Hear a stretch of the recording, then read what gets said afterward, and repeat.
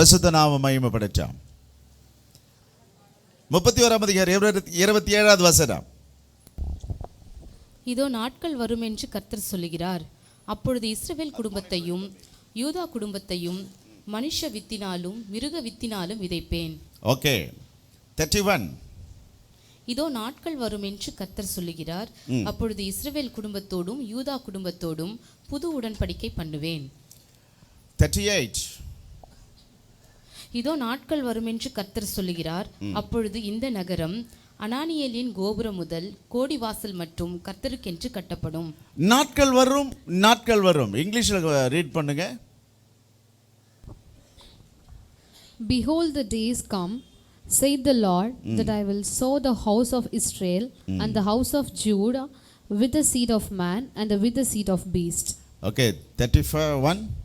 Behold, the days come, saith the Lord, that I will make a new covenant with the house of Israel and with the house of Judah. 38. Behold, the days come, saith the Lord, that the city shall be built to the Lord. Behold, days come. நம்ம ரொம்ப சிம்பிளா சொல்றோம், good days are coming என்று சொல்லு. நல்ல நாட்கள் வருகிறது. அங்க நாட்கள்னு இருக்கு. நம்ம அதுக்கு முன்னாடி என்ன போட்டுக்கிட்டோம்? ஸோ கவனிச்சுக்கங்க. ஹலோ, என்ன பாருங்க, என்ன பாருங்க. இன்றைக்கி கொஞ்சம் முன்னாடியே நான் என்னுடைய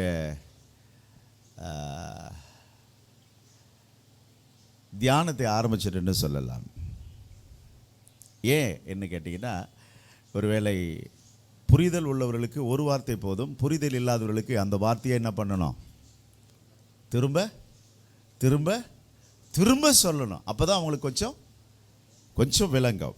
ஆகவே என் அன்பு சகோதரர்களே, ஆன்லைனில் இருக்கிறவர்கள், நீங்கள் எப்படி என்று எனக்கு தெரியலை, நீங்கள் புரிதல் உள்ளவர்கள் என்று நான் நினைக்கிறேன். பரிசுத்த நாமம் மகிமைப்படட்டும். பரிசுத்த ஆவியானவர் நம்மோடு கூட நடத்தட்டும்.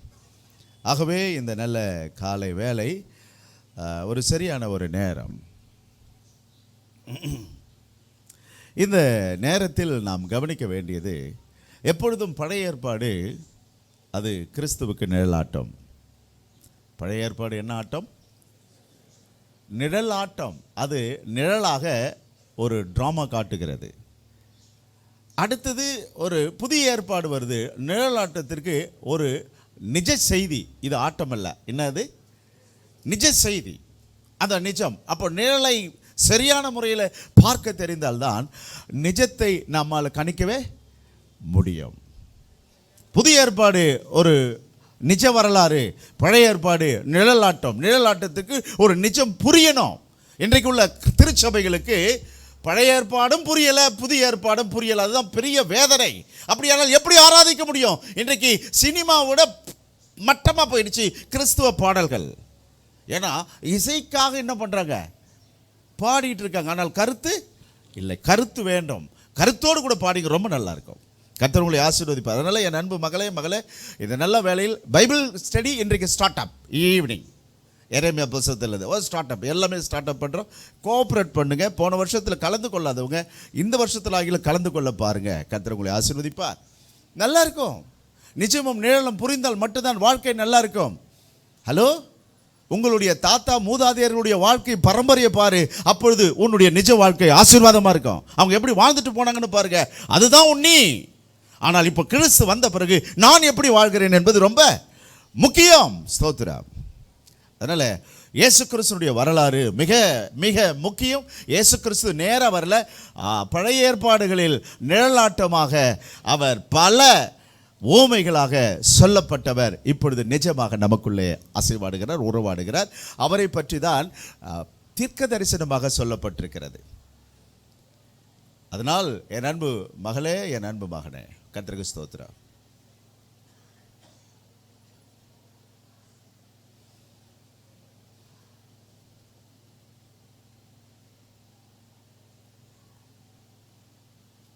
அதனால் தயவுசெய்து உங்களை நீங்கள் ஏமாற்றிக் கொள்ளாதீர்கள். காலதாமதமாக வரவங்க உங்களை நீங்கள் ஏமாற்றுக்கிறீங்க. நான் சொல்லுவேன், கிறிஸ்துவ வாழ்க்கை இந்த உலகத்தில் யாரும் வாழ முடியாத ஒரு வாழ்க்கை, யாராலும் கொடுக்க முடியாத ஒரு வாழ்க்கை. திரும்ப சொல்லி பாருங்க, சொல்லி பாருங்க. 1 யாராலும் கடவுளுக்கு பிரியமா இந்த உலகத்தில் வாழவே முடியாது. அதனால தான் செவ்வாய்க்கிழமைக்கு ஒரு கடவுளை வச்சு பார்க்குறான், வேலைக்கிழமைக்கு ஒரு கடவுளை வச்சு பார்க்குறான், வெள்ளிக்கிழமை ஒரு கடவுளை வச்சு பார்க்குறான் மனிதன். அமாவாசைக்கு ஒரு பக்தியை வச்சு பார்க்குறான், கிருத்திகைக்கு ஒரு பக்தியை வச்சு பார்க்குறான், பௌர்ணமிக்கு ஒரு பக்தியை வச்சு பார்க்குறான். வாழ முடியாது கடவுளுக்கு பிரியமாய். ஆனால் கடவுள் நம்மை வாழ வைக்கிறார். சொல்லுங்க. நம்பர் 1, வாயை திறந்து பேசாமா, மைக்கில் சொல்லுமா, மைக்கில் சொல்லுங்க. கொஞ்சம் கோஆப்ரேட் பண்ணி தம்பி, மைக்கில் யாருன்னா ஒருத்தர் பேசுங்க. நம்பர் 1 என்ன எல்லாம் வாழ வாழன்றீங்க? யாருன்னா ஒருத்தர் எனக்கு தெளிவாக ஆன்சர் பண்ணுங்க. நீ பேச இருக்கு உங்கள் வாய்ஸு. சொல்லுங்க தம்பி, இந்த மைக் ஆன் பண்ணுங்க. சொல்லுங்க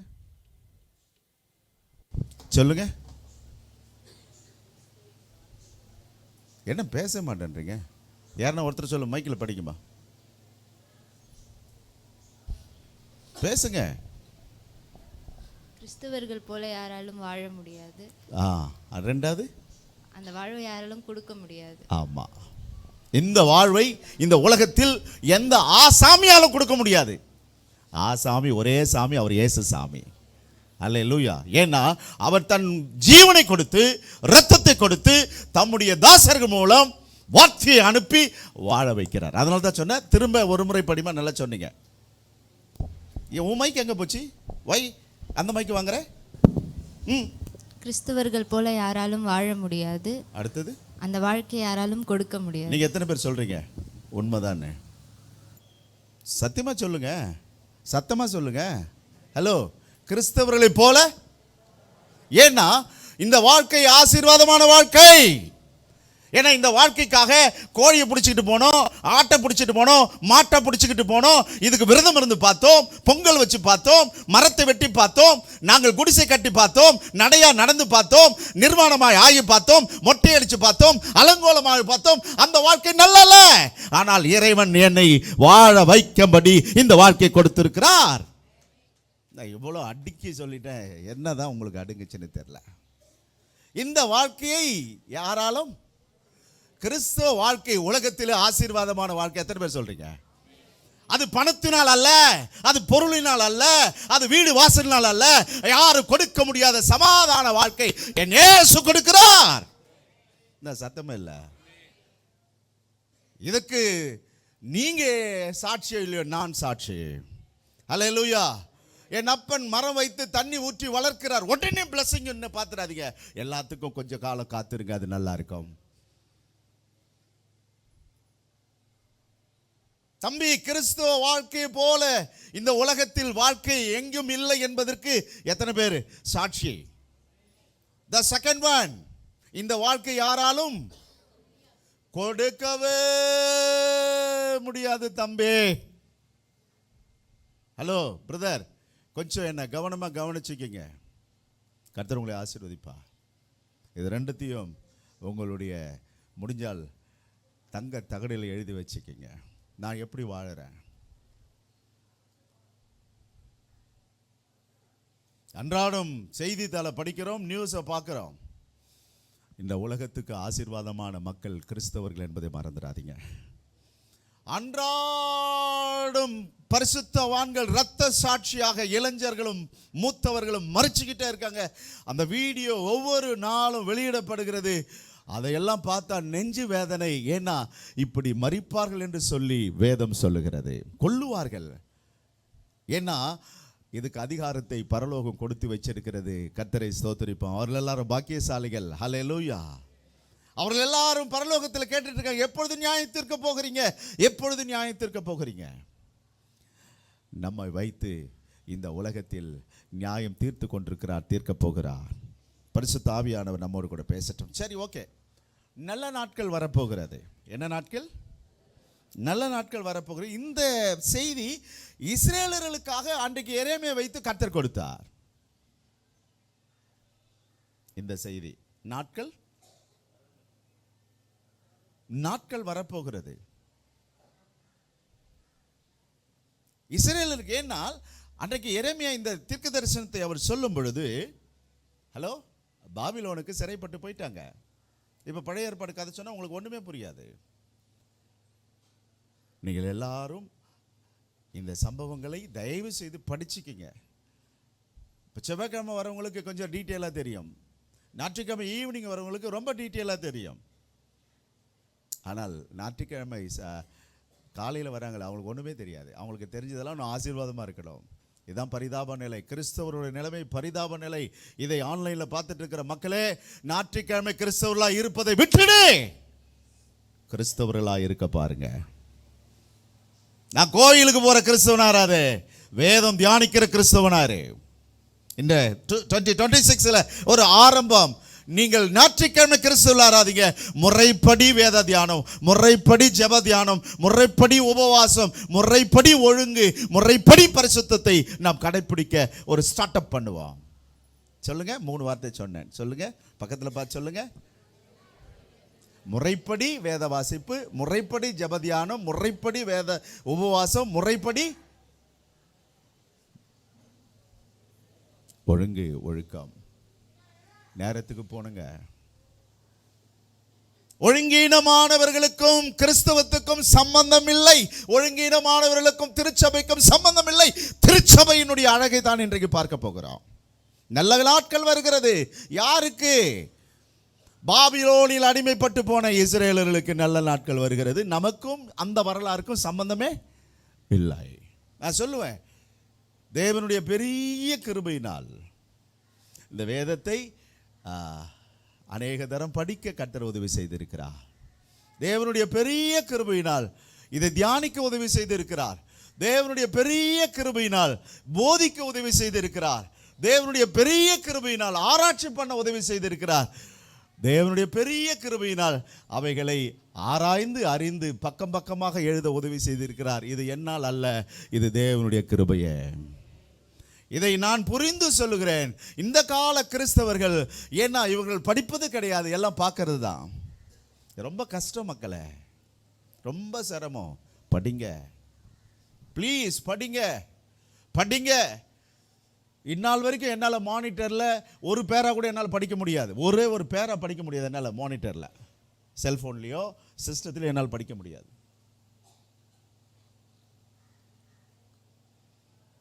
ப்ராக்டிஸ் பண்ணுறேன். எதுக்கு தெரியுமா? நீங்கள்லாம் சிஸ்டத்தில் படிக்கிறதுக்கு. இப்போ நான் பைபிள் காலேஜ் நோட்ஸ் எல்லாமே நான் பிடிஎஃப்பில் அனுப்புகிறேன். பட் ஆனால் நான் படிக்க மாட்டேன். பிடிஎஃப்பில் அனுப்பிட்டு கூட நீங்கள் படிங்க, நான் கிளாஸ் எடுக்கிறேன்னு சொல்லுவேன். ஆன்லைனில் நான் படிக்க மாட்டேன், பேப்பரில் மட்டும்தான் படிப்பேன். ப்ரைஸெல்லாம் அதுவும் கலர் இங்கில் படிக்க மாட்டேன், கருப்பு மயில தான் படிப்பேன். ஏன்னா என் ஆண்டவர் எனக்கு கருப்பு பாப்பா உருவாக்கி வச்சிருக்கார பற்றி, அதான் ரீடிங் கிளாஸு. எத்தனை அற்புதமானவர்! ஹல்லேலூயா! முடிஞ்ச கையை தட்டுங்களா. எத்தனை எத்தனை எத்தனை எத்தனை அழகு! கலர் இங்கில் படிச்சிடாத, கண்ணு போயிடும். கருப்பு மயில படிங்க. அதனால தான் நம்முடைய வேதம் என்ன மயில் இருக்கு, அதுதான். ஸ்தோத்திரம். படிங்க மக்களே, படிங்க. கர்த்தர் உங்களை ஆசீர்வதிப்பா. ஸோ இஸ்ரவேலுக்கு ஆண்டவர் வாக்கு பண்ணினார். பாபிலோனில் அடிமைப்பட்டிருக்கிற நீங்கள் கவனிக்கிறீங்களா? நான் ஊங்க கொடுக்க மாட்டேன்றீங்க.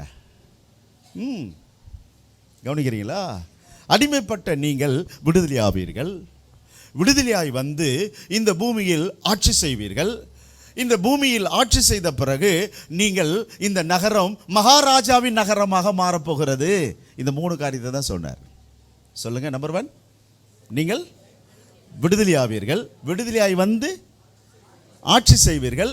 நீங்கள் ஆட்சி செய்கிற இந்த ஆட்சி மகாராஜாவின் ஆட்சியாக உருமாறிடும் என்பதுதான் அந்த நாட்கள் வரும் என்னார். அப்போ இவர்கள் அடிமையாக போன அந்த வரலாறு, பாபிலோனுக்கு அடிமையாயிட்டாங்கல்ல, சிறைப்பட்டு போயிட்டாங்க.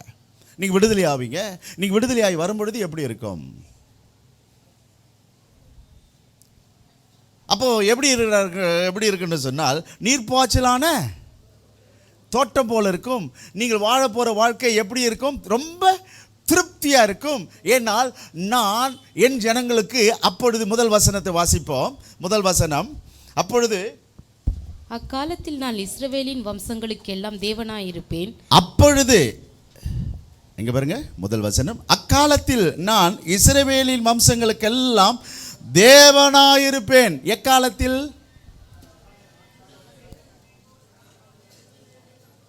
எக்காலத்தில் பதில் இல்லை. அண்ணா சாரதி என்ன பேசுனேன், நீங்கள் அமைதியாக இருக்கிறது எனக்கு ரொம்ப மனசு சங்கஜமாக இருக்கு. ஏன்னா நான் எதாவது தவறாக பேசிட்டேன்னா ரொம்ப யோசிக்கிறார் மனுஷன், தலை குடிஞ்சிங்கண்ணே. அண்ணே பாஸ்கரண்ணே நீங்கள் எல்லாம் பேசுங்கண்ணே, 2026 பேசுங்க ப்ளீஸ். சில வாதியாருங்க இருக்காங்க, ப்ரொஃபஸர்ஸ் இருக்காங்க, டாக்டர்ஸ் இருக்காங்க, உங்களெல்லாம் வச்சுட்டு பேசுறதுக்கு ரொம்ப பயமாக இருக்குது. ஏன்னா நீங்களாம் அறிவாளி, விஞ்ஞானிகள், ஞானிகள், நீங்களாம் பல தீசஸ் பண்ணுவோங்க. அன்பு நண்பரே, அன்பு சகோதரே, எக்காலத்தில் நான் நிறைய அடிப்பட்டவன் இப்படி கேள்வி கேட்டு பதில் சொல்லி. உங்களை மாதிரி செம்ம உதவாங்கணும் ஜெயராமண்ண. இப்படி தான் கேட்பார். எக்காலத்தில் அக்காலத்திலாம் அவனை பிச்சிருவார் எங்கள் வாதியார். ஆன்சர் சொல்லிடுவார், ஆன்சர் வராது, தீரி தான் வரும். எக்காலத்தில் அக்காலத்தில் அடி நொறுக்கி தள்ளிடுவார். அப்போ அவனை புத்தி கட்டப்பாயல. ஹலோ, எக்காலத்தில் அண்ணே சொல்லுண்ணே, டென்னிஸ் அண்ணே, எந்த காலத்தில்? நீங்கள் ஒருத்தன் காணோம் ஓடி போயிட்டாரா கேள்வி கேட்பாருன்னு. எக்காலத்தில் நீங்கள் விடுதலையாகும் அந்த நாட்களில், நீங்கள் விடுதலையாகும் அக்காலத்தில் நான் உங்களுக்கு தேவனாயிருப்பேன், அவர்கள் என் ஜனமாயிருப்பார்கள் என்று கர்த்தர் சொல்லி. மவனே மவளே, இந்த விடுதலை இங்க பாருங்களேன் ப்ளீஸ், தயவு செய்து. இப்பொழுது இதிலிருந்து அப்படியே எபேசியர் 2ஆம் அதிகாரம் 1 வசனம். ஹலோ ஹலோ, குறிப்பு எடுக்கிறது பிறகு வச்சுக்கிட்டு பைபிளை தரங்க ப்ளீஸ், தயவு செய்து. ஆன்லைனில் இருக்கிறவங்க கொஞ்சம் பொறுத்துக்குங்க. கொஞ்சம் என் மக்களை இன்னைக்கு கொஞ்சம் பாடம் எடுத்துகிட்டு வரேன். நேற்று இந்த சப்ஜெக்டை இவர் ராமச்சந்திரன்கிட்ட சொன்னேன், தம்பி நல்ல நாட்கள் வருகிறது. அப்போது இன்றைக்கி ஒரு புடியா பாஸ்டர்னா, அவன் அந்த தாத்தா சமையல் பார்க்குறான்னு நினைக்கிறேன். ஒரு புடி, ஒரு அடின்னுவானுங்கள்ல, அந்த மாதிரி தம்பி சொல்கிறான். அப்போ இன்றைக்கி சபையில் ஒரு புடி, இன்றைக்கி சாப்பாடு இல்லைடா, ஒரு புடி சோறு இல்லைடா. அப்போ ஒரு புடிய டாபிக் கேட்ட உடனே சொல்கிறான் பாருங்க. அப்போ எவ்வளோ பேத அறிவு உள்ளவனாக இருக்கிறான். எனக்கு தெரியல தம்பி, டாபிக் வந்திருக்கு எனக்கு பரலோகத்திலிருந்து, நல்ல நாட்கள் வருகிறது என்று டாபிக் வந்திருக்குது. டாபிக் தான் வந்திருக்கு, செய்தியே வரல. ஆனால் தம்பிக்கிட்ட சொல்கிறேன், தம்பி சொல்கிறான், அப்போ இன்றைக்கி சபையில் ஒரு புடி, சத்தியமாக ஒரு புடி தான் தம்பி. ஹல்லேலூயா. ஆகவே நீங்கள் ஒரு கடி, அதனால சாத்தானுக்கு ஒரு அடி. ஹலோ, இன்னைக்கெல்லாம் நாம் எடுத்து வைக்கிறோம் அடுத்த அடி. ஏய் பாருங்க, ஹல்லேலூயா. என்ன சத்தமே இல்லை, வரீங்களா?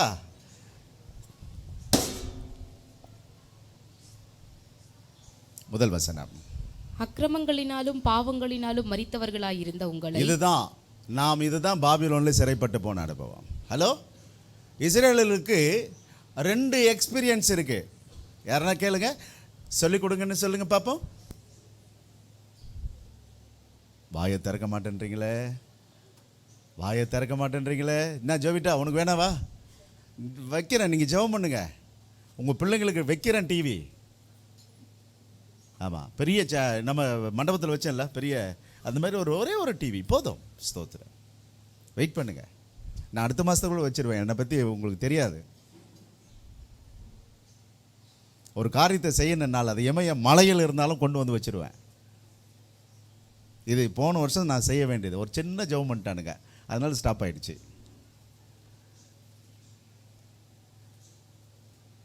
சரி, கவனிச்சுக்கோங்க நண்பர்களே. 2 அனுபவம். த ஃபர்ஸ்ட் எக்ஸ்பீரியன்ஸ், இவர்கள் அறியாமையிலேயே எகிப்தில் போய் அடிமையாயிட்டாங்க. தெரியவே தெரியாது அவங்க அடிமையானது. யோசேப்பு ராஜாவாக போனார். ராஜா வம்சத்துக்காக இவர்கள்லாம் உள்ள 70 பேர் போனாங்க. அங்கே போய் நல்லா தான் இருந்தாங்க. என்ன ஆச்சுன்னு தெரியல, என்ன ஆயிட்டாங்க. ஏன்னா வாக்கு தத்தம் அப்படி 4ஆம் தலைமுறை மட்டும் அங்கே எமோரியருடைய தேசத்தில் அடிமைகளாக இருப்பார்கள். ஆபிரகாமுக்கு வாக்கு தத்தம். நல்லா வாழ்ந்துட்டு இருந்தவங்க திடீரென்று சொல்லி பாபிலோன் ராஜா வந்து இவர்களை சிறைப்பிடித்துட்டு போனா. இது 2வது எக்ஸ்பீரியன்ஸ். ஃபர்ஸ்ட் சிறை அல்ல, என்னது? அடிமை. 2வது நல்லா வாழ்ந்துட்டு இருந்தோம், என்ன ஆயாச்சு? என்ன? சிறைப்பிடிக்கப்பட்டுட்டோம். அப்போ நான் சொல்றேன், இங்க பாருங்களேன், உலகத்தில் நாம் அறியாமலேயே அங்கே தான் இருக்கு. எபேசியர் 2:1 திரும்ப ஒரு முறை படிச்சிடுங்க. அக்கிரமங்களினாலும் பாவங்களினாலும் மரித்தவர்களாயிருந்த அதுதான் எகிப்தின் அனுபவம். Praise God. எப்படி கிடந்தோம்? நல்லா தெரியும், தண்ணி அடிக்கிறது தப்பு, ஆன்ஸ் போற தப்பு, சிகரெட் குடிக்கிறது தவறுன்னு தெரியும். ஆனாலும் நம்மால விட முடியலையே. இதுதான் எகிப்தினுடைய ஸ்பிரிட். அது அடிமைப்படுத்திடும். தெரியல, அடிமையாயிடுச்சு. ஹலோ, இந்த அடிமைகளை தான் கிறிஸ்துவுக்கு அடிமையாக மாற்றினார். நீங்க எத்தனை பேர் அடிமையா இருந்தீங்கன்னு தெரியல, ஆனா சில சீரியலுக்கு அடிமையா இருப்பீங்க. அதுவும் எகிப்தின் அனுபவம் தான். நான் ஹேர் கட் பண்ணுறதுக்கு போயிருந்தேன் ஒரு 4 நாளுக்கு முன்னாடி. 9:30 ஒருத்தன் வேலையை விட்டுட்டு சீரியல் ஆன் பண்ணிட்டான் டிவியில். ஒருத்தன் எனக்கு கட் பண்ணுறவன் அந்த சீரியலை அவன் ஒரு சீரியல் பார்க்குறான், நான் ஒரு சீரியல் பார்ப்பேன்னு சொல்லி அவன் செல்லில் ஆன் பண்ணிட்டு ஒரு சீரியல் ஓடிட்டு இருக்குது, என் தலையை வெட்டிட்டு இருக்கிறான்.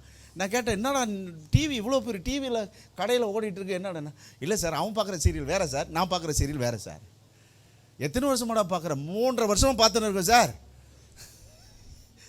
996வது சீரியல் சார்ன்றான் எபிசோடு. யோசித்து பாருங்களா, சீரியல் கதை நமக்கு தெரியும், ஏன்னா நம்ம வாழ்க்கையை சீரியஸாக பார்த்துட்டு இருக்கிறோம். இப்படியெல்லாம் இருக்கு. அதுவும் என்னதான் எகிப்தினுடைய அடிமைத்தனம். ஆனால் நல்லா போயிருந்த வாழ்க்கை. இப்பொழுது 2வது வசனம், அவைகளில் நீங்கள் முற்காலத்திலே இவ்வுலக வழக்கத்திற்கேற்றபடியாகவும் கீழ்ப்படியாமையின் பிள்ளைகளிடத்தில் இப்பொழுது கிரியை செய்கிற ஆகாயத்து அதிகார பிரபு வந்தான், ஆவிக்கேற்றபடியாகவும் நடந்து கொண்டீர்கள். ஆகாயத்து அதிகார பிரபு தான் பாபிலோன் வந்தது. நல்லா வாழ்ந்திருந்த நம்முடைய குடும்பம் கெட்டு போனதுக்கு காரணம் என்ன தெரியுமா? நாம் பின்வாங்கினோம். இன்னைக்கு வாழ்க்கை செதறி போச்சு. கொஞ்சம் தவறு. ஆராதனைக்கு போனா என்ன, இங்க பாருங்களா, ஆமாம் அவன் என்ன வராளா, இவன் என்ன வரானா, நான் போயிட்டு முன்னாடி போய் போனால் ஜெபம் பண்ணுன்னு சொல்லுவார், நான் போலப்பா. இப்போ எங்கே போய் மாற்றோம் நம்ம? பாபிலோனுக்கு. நல்லா தான் இருந்த குடும்பம் இப்போ என்ன ஆகிப்போச்சு? அது கூட எப்படியா, அவன் பேரில் குறை, இவன் பேரில் குறை, அவன் பேரில் குறை ஆரம்பிச்சு தானே உன் லைஃபுக்கு அழிவுக்கு காரணம். புரியுதானே? புரியுதா தம்பிங்களே? இதுதான் நல்லா இருந்த வாழ்க்கை ஏன் நாசமாகிறது. இதுதான் ஞாபகம் வச்சுக்கங்க. யார் பேர்லையும் என்ன பேசாத ப்ளீஸ், தயவுசெய்து ஏற கட்டிடுங்க. 2025 ஓடி போயிட்டோம். நான் சிறைப்பிடிக்கப்பட்ட வாழ்க்கையிலிருந்து விடுதலை. விசுவாசிக்கிறீங்களா? அனுபவிக்கிறீங்களா? ஹல்லேலூயா.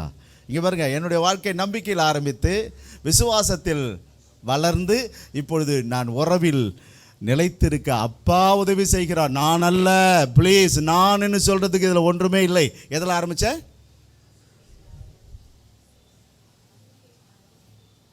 நம்பிக்கையில் ஆரம்பித்து விசுவாசத்தில் வளர்ந்து இப்பொழுது நான் தேவ உறவில் நிலைத்திருப்பதற்கு நான் அல்ல, தேவனால் இரக்கம் பெற்றிருக்கிறேன். அல்லேலூயா. இது நான் என்று சொல்வதற்கு ஒன்றுமே இல்லை. ஏனென்றால் நிற்கிறவன் விழாதிருக்கப்படி எச்சரிக்கையாயிரு. இது நான் அல்ல. அதனால the fresh candidate, middle candidate, 3வது கொண்டு வாங்க. 2026 உறவாடுவா. ஹல்லேலூயா. 5 மைனர் கொடுங்க, கொஞ்சம் ஒரு கார்டு குறைச்சிப்போம்.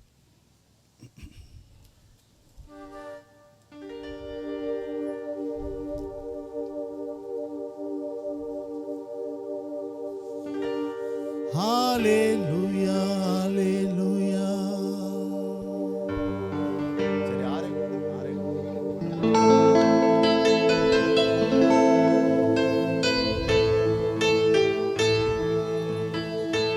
ஹல்லேலூயா, ஹல்லேலூயா,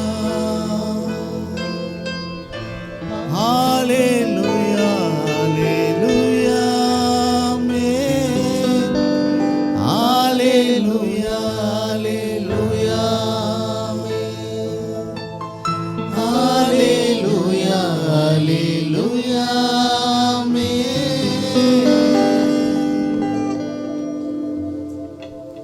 விலகாத பிரியாத உம் சமூகமே, அதுதானே நிரந்தர சுதந்திரமே. வேறொன்றும் வேண்டாம், நீர் போதுமே, நீர் போதும், எப்போதும் நீர் போதுமே.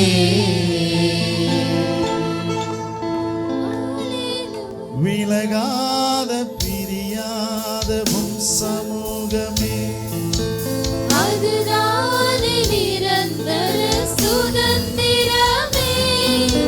வேறொன்றும் வேண்டாம், நீர் போதுமே, நீர் போதும், எப்போதும் நீர் போதுமே. ஹalleluya, ஹalleluya, ஹalleluya, ஹalleluya, ஹalleluya, ஹalleluya, ஹalleluya, ஹalleluya.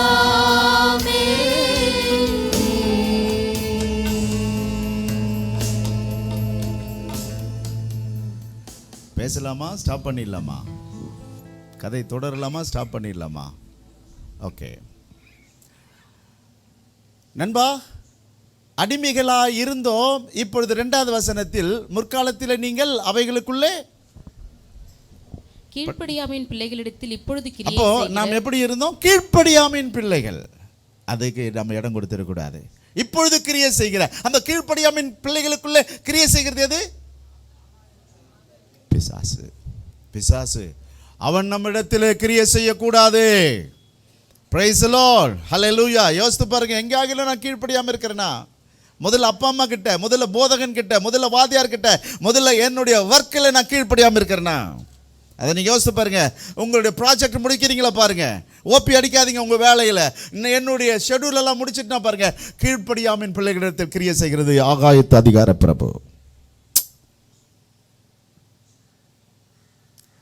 3வது வசனம், அவர்களுக்குள்ளே நாம் எல்லாரும் முற்காலத்திலே நமது மாம்ச இச்சையின்படியே நடந்து நமது மாம்சமும் மனசும் விரும்பினவைகளை எப்படி எப்படி எப்படி எப்படி எப்படி எப்படி எப்படி எப்படி எப்படி எப்படி மாம்சமும் மனசும். அவளை கல்யாணம் பண்ணிக்கிட்டா நல்லா இருக்குமே, ஜோடி பக்கவா இருக்குல்ல, மாம்சம் மனசு. அதான் அந்த வீட்டை பார்த்து ஒரு கதை, அந்த மாதிரி ஒரு வீடு இருந்தால் நல்லா இருக்குமே. மக்களே, நீங்கள் எல்லாரும் நான் சொல்லுவேன், கிறிஸ்துவ வாழ்க்கையை போல ஒருவனும் இந்த உலகத்தில் அந்த வாழ்க்கையை ஒருவராலும் கொடுக்க முடியாது. Praise the Lord. ஆகவே கவனிச்சுக்க. த செகண்ட் ஒன், ஆகவே அப்படி கடந்த நம்மை நமது மாம்சமும் மனசும் விரும்பினவைகளை செய்து சுபாவத்தினாலே மற்றவர்களைப் போல கோபாக்கினையின் பிள்ளைகளாயிருந்தோம். தேவனோ ஐஸ்வர்யம் உள்ளவராய், தேவனோ கடவுளோ எப்படி இருந்தாரா? இரக்கத்தில் ஐஸ்வர்யம் உள்ளவராய். அந்த ஐஸ்வர்யத்தை யாரா வாங்க முடியுமா? இரக்கத்தில் ஐஸ்வர்யம் உள்ளவராய் இருந்து நம்மில் அன்பு கூர்ந்து தம்முடைய மிகுந்த அன்பினாலே அக்கிரமத்தில் மரித்தவர்களாக இருந்த நம்மை அவரோடு கூட உயிர்ப்பித்தார். கிருபையினால் ரட்சிக்கப்பட்டீர்கள். எப்படி தெரியுமா? எப்படி தெரியுமா? எப்படி தெரியுமா? எப்படி தெரியுமா? தம்பி இங்கே வா, அவன் ரொம்ப பாடி வச்சுட்டு இருக்கிறான். பவாசினி வா, இங்கே பயமாக இருக்கு பாடி. ஸ்தோத்திரம். இங்கே வா தம்பி, வா. தம்பி கேமரா பார்த்துங்க. இங்கே படுறா, படுடா, நல்லா படுறா, நல்லா ஒங்கிரிச்சு படுறா, ஒங்கிரிச்சு படுக்குனால் தமிழ் தெரியல அவனுக்கு எப்படி பேசுறதுன்னு எனக்கு தெரியல. ஒரு கழிச்சுப்படா. சரி, எப்படி படுற? நல்லா என்னையே நான் பார்த்துனுக்கிற, செத்து போனவன் பார்த்துனுக்கிறான் பாரு. என்ன எழுந்துரு, நீ எழுந்துக்க கூடாது, நடிக்கடா, எழுந்திருக்க கூடாது. யாரோ தூக்கி பார்க்குறான். அம்மா, தாயே, அப்பா, அமாவாசை தூக்குது, கிருத்திகை தூக்குது, நாட்கள் தூக்குது, வருஷங்கள் தூக்குது, தெய்வங்கள் தூக்குது, முடியல. கிறிஸ்துவோ மரித்து உயிர் தெழுந்து இப்படி தூக்கினாரியா நம்ம. ஹல்லேலூயா. நான் தாசை இந்த மாதிரி தூக்க முடியுமா? புரியுதா உங்களுக்கு? கிறிஸ்துவோ இரக்கத்தில் ஐஸ்வர்யமுள்ளவராய் இருந்து மரித்து கிடந்த பிசாசின் அடிமைத்தனத்தில் இருந்த நம்மை உயிர்ப்பித்தார். புரிந்தவன் மட்டும், விடுதலையானவன் மட்டும் கையை தட்டு, கர்த்தர் பார்க்கட்டும். ஹல்லேலூயா. தம்பி, உன்னை அப்படிதான் தூக்கினார். இப்படி தூக்கின தெய்வத்திற்கு நான் எப்படி வாழ்ந்துட்டு இருக்கிறேன்? இதான் நல்ல நாட்கள் வருதுன்னாரு. இஸ்ரவேலர் அப்படிதான் தூக்கினாரு. ஏன்னா நம் மனசும் மாமிசம் விரும்பி நாமே தவறு செய்தோம். கர்த்தர் நல்லவர், காப்பாற்றுகிறார், என்னை ஒவ்வொரு நாளும் காப்பாற்றுகிறார். இந்த மனசும் மாமிசமும் பிசாசினுடைய அடிமைத்தனத்தில் இருக்குது. கர்த்தர் நல்லவர், ஒவ்வொரு நாளும் காப்பாற்றுகிறார்.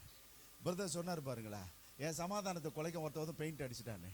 நேற்றுக்கு நான் போன உடனே பிரதர் சொன்னார், இந்த பாருங்க பாஸ்டர், இதுதான் அடிச்சாருன்னா உடனே அழியுதுங்க அந்த பெயிண்ட்டு, அழிஞ்சு போச்சு. அப்போதான் அவங்கள பார்க்குறாங்க, அழியுதப்பா, வேஸ்ட் வச்சு தொடச்சிருங்க பிரதர், தொடச்ச நல்லா போச்சு. ஸோ பார்த்தீங்களா, இப்படி தான் இல்லாத இருக்கிற மாதிரி ஒன்றை வச்சு நம்மளை கலங்கப்படுத்திடுவா. நீங்கள் கலங்காதீங்க. ஹல்லேலூயா. என் தெய்வம் நம்மோடு கூட இருக்கிறா. ஹல்லேலூயா. ஆகவே என் அன்பு சகோதர சகோதரிகளை, இந்த நல்ல காலை வேளையில் இந்த விஷயத்தை தான் அங்கே எரேமியாவில் நாம் படிக்கிறோம். எவ்வளோ அழகாக இருக்குது இல்லை அந்த கதை. அங்கே நாட்கள் யாருக்கு தெரியுமா? இப்போது எரேமியா முழுசும் படிக்கணும்னு ஆசை, அதனால் அதுக்கு டைம் இருக்காதுன்னு பயமாக இருக்குது எனக்கு. எத்தனை வசனம் இருக்குது எரேமியாவில்? 40 வசனம் இருக்குல்ல, நேரம் இல்லை. ஓகே, உங்களுக்கு அதாவது விட்டுட்டும் போக முடியல. ஏன்னா புரிஞ்சவங்க புரிஞ்சுக்கிட்டு போங்கன்றது விட முடியலையே. என்ன தெரியுமா, நரகத்தினுடைய தன்மை தெரியும். தம்பி, எகிப்தினுடைய அனுபவம் எனக்கு உண்டு. இங்கே பாருங்க, பாபிலோனுடைய அனுபவம் எனக்கு உண்டு. அது ரொம்ப கொடுமை. பாபிலோன் பிடிச்சிக்கிட்டு போச்சு. கதறினேன், அழுதேன், கூப்பாடிட்டேன், கர்த்தர் என்னை தூக்கி எடுத்தார். ஹல்லேலூயா. பாபிலோன் அனுபவம் என்ன சொல்லுங்க? பாபிலோன் அனுபவம் என்ன? இல்லை, அது சிறைன்னு தெரியும். அந்த அனுபவம் என்ன? எக்ஸ்பீரியன்ஸு பின்வாங்குதல், பின்மாற்றம் இல்லை. நான் மறுபடியும் விக்கிர ஆராதனைக்கெல்லாம் போல, ஆனால் என்ன ஆயிட்டேன்? பின்வாங்கிட்டேன். அதுவும் எனக்கு உண்டு, எனக்கு தெரியும். அதனால் தம்பிங்களே, சிலர் இங்கே பாருங்க, எகிப்துக்கும் போல பாபிலோனுக்கும் போல இன்னும் ஸ்டார்ட்டே பண்ணலை, கிறிஸ்தவ வாழ்க்கையை ஸ்டார்ட்டே பண்ணாத சில இளைஞர்கள் இருக்கிறீங்க. ப்ளீஸ் தம்பி, நீங்கள் உங்களை உற்சாகப்படுத்துகிறேன். தேவனை அறிகிற அறிவில் வளர கர்த்தர் உங்களுக்கு உதவி செய்யட்டும். இப்போ என்னோடு கூட நான் நேரடியாக செய்திக்கு போயிடலான்னு பார்க்குறேன். பரிசுத்த ஆவியானவர் உங்களோடு கூட பேசட்டும். ஆன்லைனில் இருக்கிற என் அன்பு குடும்பங்கள் கொஞ்சம் எனக்கு கோஆப்ரேட் பண்ணுங்கள், கவனிச்சிக்கிங்க. 27வது வசனத்து 30வது வசனம், இதுதான் த ஃபர்ஸ்ட் நாட்கள் வருகிறது என்று சொல்லப்படுகிறதற்கு செய்தி. படிக்கலாம். இதோ நாட்கள் வரும் என்று கர்த்தர் சொல்லுகிறார். அப்பொழுது இஸ்ரவேல் குடும்பத்தையும் யூதா குடும்பத்தையும் மனுஷ வித்தினாலும் மிருக வித்தினாலும் விதைப்பேன். அப்பொழுது நான் பிடுங்கவும் இடிக்கவும் நிர்மூலமாக்கவும் அழிக்கவும் தீங்கு செய்யவும் அவர்கள் பேரில் எப்படி ஜாக்கிரதையா இருந்தேனோ அப்படியே கட்டவும் நாட்டவும். சரி, கவனிச்சிங்களா? கடவுள் தான் பேசுறாரு. இது எரேமியா மூலம் யார் பேசுறது? படைத்தவர் தான் பேசுறாரு, தெய்வம் தான் பேசுறாரு. நான் அவங்க மேலே ரொம்ப கவனமாக இருந்தேன். எதுக்காக பாருங்க, ஏன்னா என்ன பார்க்குறீங்க? எதற்காக நான் கவனமாக இருந்தேன்? நான் பிடுங்கவும் இடிக்கவும் நிர்மூலமாக்கவும் அழிக்கவும் தீங்கு செய்யவும் அவர்கள் பேரில் கடவுள் இப்படி இருப்பாரா இருந்தேனோ என்ன சொன்னால், என் பிள்ளைங்களை கேளுங்க, நான் அவங்க விஷயத்தில் எப்படி இருந்தேன்னு சொல்லி. ஒரு செட்டன் பீரியட் வரையும் சாமை பிடுங்கவும் கட்டவும் நாட்டவும் தோலை உரிச்சிருவேன். அதான் கடவுள். இப்போது பிஸ்டோஸை கேளுங்க. இப்பொழுது கவனமெல்லாம் சாமுக்கு ரொம்ப நாளுக்கு ஒரு கேள்வி, என்ன அடிச்ச மாதிரி சின்னவன் அடிக்கவே மாட்டேன்றாரு, என்னை கண்டித்த மாதிரி சின்னவனை கண்டிக்க மாட்டேன்றாருன்னு ஒரு கேள்வி இருந்திருக்கும் சாமுக்கு. அப்போ கண்டிக்கல, இப்போ ரைடு, செம ரைடு. இப்போ கேளுங்க, நான் அவங்க விஷயத்தில் கவனமாக இருக்கிறேன் என்று கடவுள் சொல்லுகிறார். எப்படி? எதுக்காக? பிடுங்கவும் இடிக்கவும் நிர்மூலமாக்கவும் அழிக்கவும் தீங்கு செய்யவும் அவர்கள் பேரில் எப்படி ஜாக்கிரதையா இருந்தேனோ அப்படியே திரும்ப கட்டவும் நாட்டவும் அவர்கள் பேரில் ஜாக்கிரதையா இருப்பேன். இரக்கத்தில் ஐஸ்வர்யம் உள்ளவர். கடவுள் அதுதான் சாரதி. என்ன? அதான் கடவுள். எந்த காலத்திலும் இங்கே பாருங்க 2026 வந்திருக்கிறவங்க கடவுள் என்னை சோதிச்சிட்டாருன்னு சொல்லிடாது மக்களை. அவர் சோதிக்கிறவரே. யாரும் வாயை தந்து சொல்லுங்க, பக்கத்தில் சொல்லிடுங்க, கடவுள் என்னை சோதிக்கிறார் என்று சொல்லாதே, சொல்லாதே. அவர் சோதிக்கிறவர் அல்ல. சரி, அடுத்த ஒரு வசனம். பிதாக்கள் திராட்சை காய்களை தின்றார்கள், பிள்ளைகளின் பற்கள் கூசி போயின என்று. அப்போ எப்படி என்ன சொன்னால், அது ஒரு பீரியட், அதெல்லாம் ரொம்ப சுவாரஸ்யமாக இருக்கும். இதுக்கெல்லாம் செமினார் அண்ட் பைபிள் ஸ்டடிக்கு வரணும்.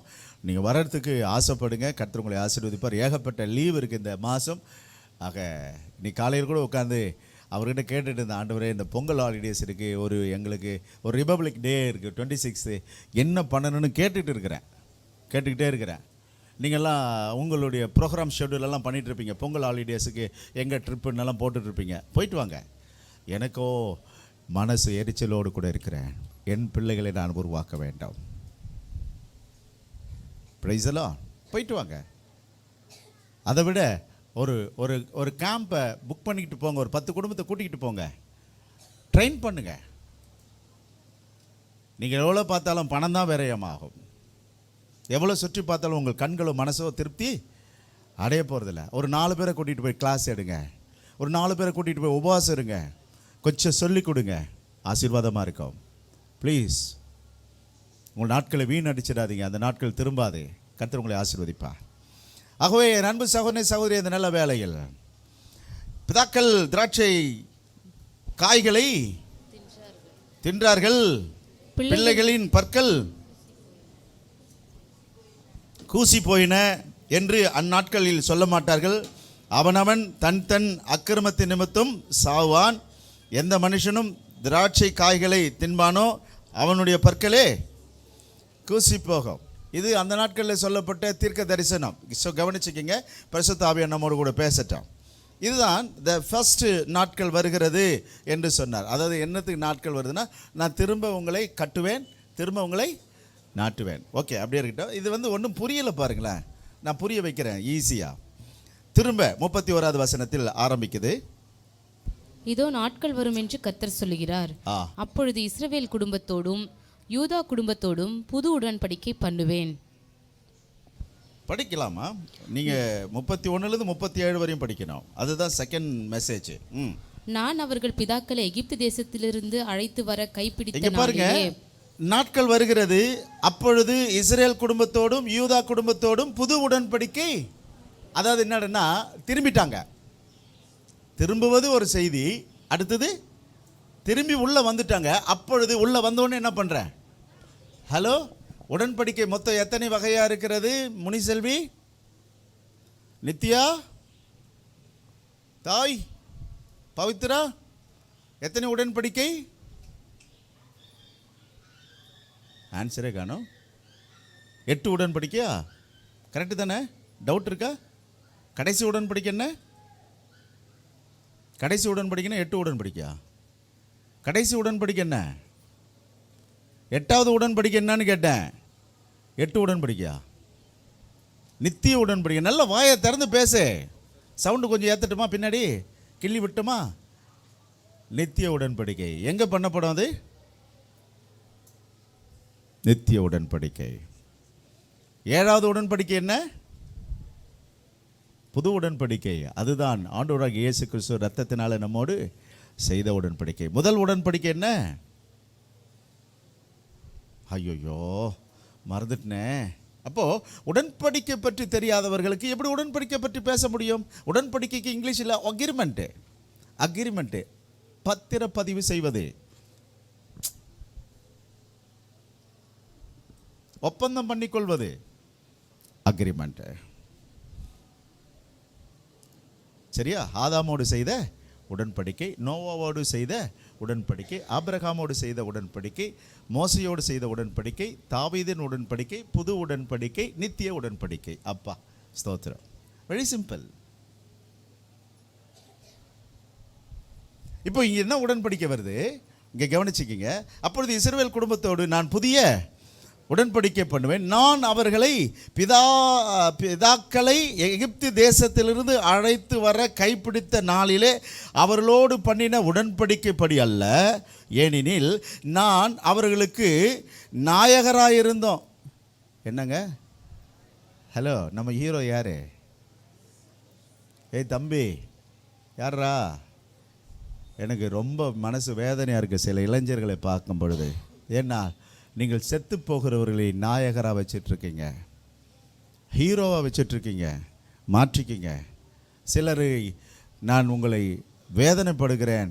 இன்றைக்கு நிறைய கள்ளப்போதர்கள் உருவாயிட்டாங்க. ஏன் தெரியுமா? இவர்களும் அரசியல்வாதிகளுக்கு என்ன ஊதினுக்கிறாங்க? பீப்பா ஊதிட்டு இருக்கிறாங்க. சேர்ந்துடாத, எந்த அரசியல்வாதிக்கு பின்னாடி போயிடாத, கொடி நாட்டிடாத, கொடி பிடிச்சிடாத. அவர்களுக்கு நாம் பக்கபலமாக ஜெபத்தில் இருக்கிறோம். ஒவ்வொரு தலைவனையும் இறைவன் தான் ஏற்படுத்துகிறார். ராஜாக்களை தள்ளி ராஜாக்களை ஏற்படுத்துவது இறைவன் தான். நாட்டுக்கு ஆட்சி செய்வது முக்கியம், ஆட்சியாளர்களுக்காக ஜெபிப்பது முக்கியம், சப்போர்ட் பண்ணுவது முக்கியம். ஆனால் அவர்களுக்காக ஜெபிக்கிறோம், நல்லது. ஆனால் நாம் அந்த ஆட்சியில் பங்கு பெறக்கூடாது. Praise the Lord. ஏன்னு கேட்டிங்கன்னா, கண்டிப்பாக அதில் பொய் சொல்லணும், கண்டிப்பாக ஊழல் பண்ணணும், கண்டிப்பாக அதில் என்ன பண்ணி ஆகணும்? அடிதடி பண்ணி ஆகணும். அதில் நல்லவனாகவே வாழவே முடியாது. ஆனால் ஆட்சி பண்ணலாம். ஆனால் நமக்கும் அந்த வேலைக்கும் சம்பந்தம் இல்லை. எத்தனையோ பாஸ்டர்ஸ் எனக்கு டக்கர் அடித்தாங்க. உங்களை நாங்கள் வட சென்னைக்கு அல்லது மத்திய சென்னைக்கு உங்களுக்கு ஒரு போஸ்டிங் கொடுக்குறோம், உங்களுக்கு பிஷப் ஆக்கிடுறோம், நீங்கள் வாங்க, நாங்கள் ஒரு அரசியல் கட்சி ஆரம்பிக்கிறோம், வாங்க பாஸ்டர்னாங்க. என் வீரமும் என் தீரமும் என் தைரியமும் சபைக்கு மட்டும்தான். ப்ளீஸ் என்னை விட்டுடுங்க, நான் வரமாட்டேன். அதுக்கு எனக்கு அழைப்பும் இல்லை, அதுக்குரிய காரியம் இல்லை. ஏன்னா நாங்கள் ஒரு காலத்தில் அப்படி இருந்தோம். அதுக்கப்புறம் பாஸ்டர்ஸ் ஃபெலோஷிப்பில் போயிட்டு எனக்கு கௌரவ ஆலோசகர்னு பட்டம் கொடுத்தாங்க. சென்னை 48, சென்னை 99. 48 வில்லிவாக்கம், 99 கொளத்தூர். இந்த 2 பாஸ்டர்ஸ் மீட்டிங்கில் எனக்கு கௌரவ ஆலோசகர்னு சொல்லி ஒரு 3 பேர் இருக்கிறோம். சென்னை 99 முக்கிய தலைவர்கள். அப்பொழுது நம்முடைய சபை கொளத்தூரில் இருந்தது. ACA, AG and ICA. அந்த நாட்களில் கொளத்தூரில் ஒரு நல்ல ஒரு சபையாக நாம் இருந்தோம். அதுக்கப்புறம் தான் இங்கே பிச்சுக்கிட்டு வந்தோம். அப்போது அந்த 3 போதகர்களும் கௌரவ ஆலோசகர்களாக நாங்கள் இருந்தோம். அதில் ஒரு சின்ன சலசலப்பு வந்தது.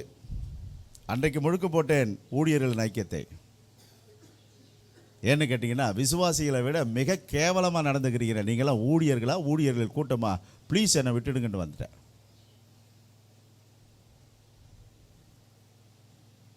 நண்பர்களே, இப்போ நான் சொல்கிறேன், ஊழியக்காரன் யார் தெரியுமா? தேவனுடைய பிரதிபலிப்பு தான் ஊழியக்காரன். யாரை பிரதிபலிக்கணும்? தெய்வத்தை பிரதிபலிக்கணுங்க. அந்த பிரதிபலிப்பு இல்லாமல் நாம் எதை விட்டுட்டு வந்தோம்? டேய், நாங்களே எதை விட்டுட்டு வந்திருக்கிறோம்? கொடியை தூக்கி போட்டு வந்தோம், கத்தியை தூக்கி போட்டு வந்தோம், எல்லா அக்கிரமத்தை தூக்கி போட்டு வந்தால் இங்கே என்ன பண்ணுறாங்க? Start up, please, bye bye, thank you. நாம் ஜெபிச்சிக்கலாம். உங்களுக்கு உதவியான என்ன நாடுங்க, ஏன் உதவியான உங்களை நாடுறேன். இதோடு இருக்கட்டும் நம்முடைய ஐக்கியம். வேண்டாம், கூப்பிடாத. ஏன்னா ப்ளீஸ் என்னை கலறி விட்டுறாத. ஏன்னா நானும் கொஞ்சம் மோசமான ஆள். ப்ளீஸ் வேண்டாம், நான் விலகிக்கிறேன். கர்த்தர் நல்லவர். Praise the Lord. சொல்லிவிடுங்க, இதுதான் நிலைமை. இதனால் எங்கள் பாஸ்டர் எதில் வர்றதில்லை, எந்த ஃபெலோஷிப்பிலும் கலந்துக்கிறதில்ல. கடவுளை பிரதிபலிக்கணும், அதுக்கு சொல்லிக் கொடுங்க. அதை விட்டுட்டு வேறு இதெல்லாம் பேசி, ப்ளீஸ். ஸ்தோத்திரம்.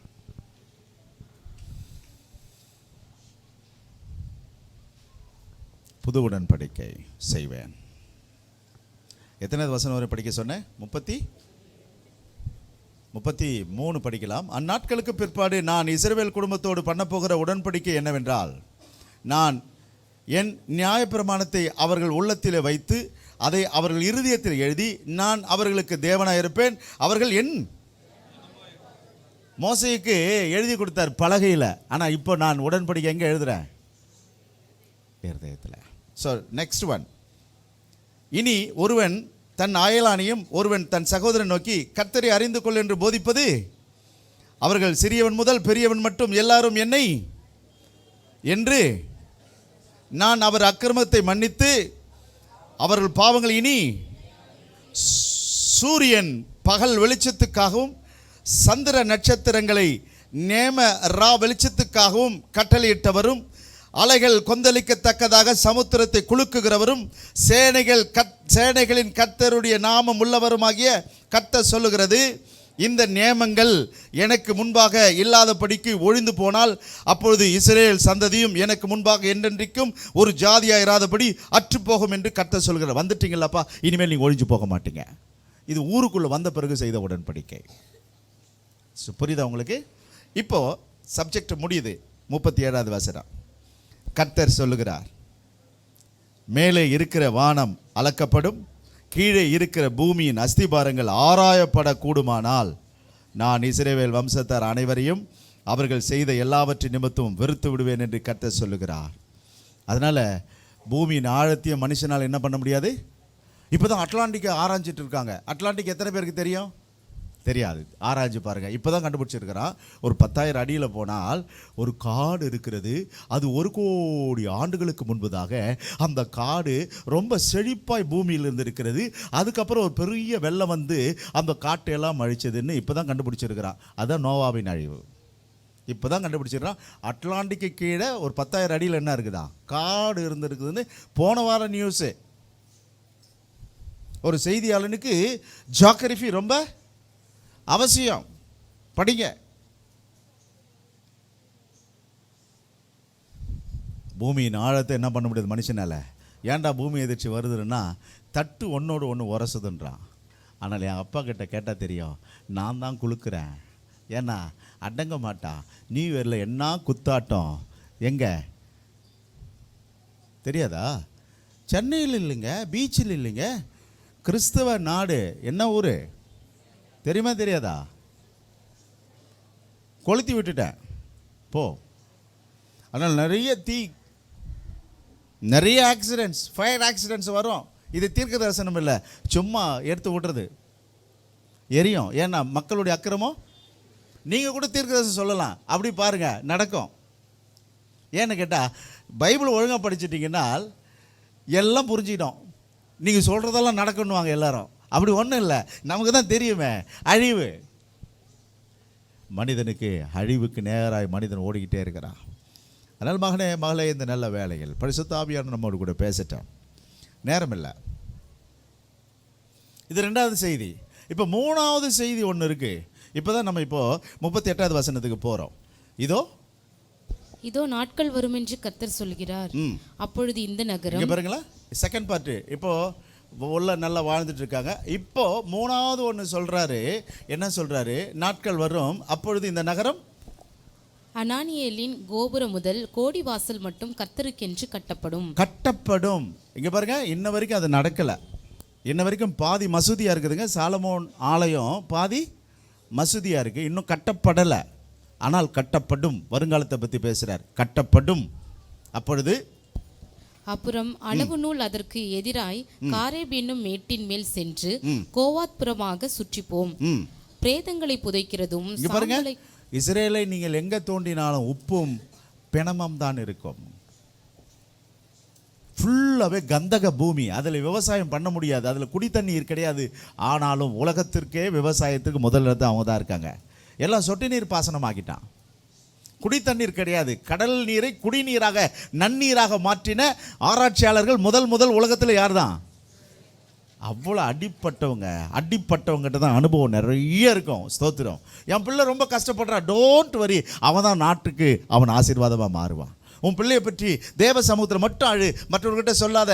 என் பிள்ளை நிறைய ஃபெயில் ஆகிறான், என் பிள்ளை நிறைய ஃபெயிலியர் ஆகிட்டே இருக்கு வாழ்க்கையில். நோ, அவன் தான் எக்ஸ்பீரியன்ஸை கெயின் பண்ணிப்பான். தோற்று போகிறத பற்றி கவலைப்படாதே. ஏன் தோற்று போகிறன்ற மட்டும் கேள்வி கேள் போதும். தோண்டு போயிடாதே.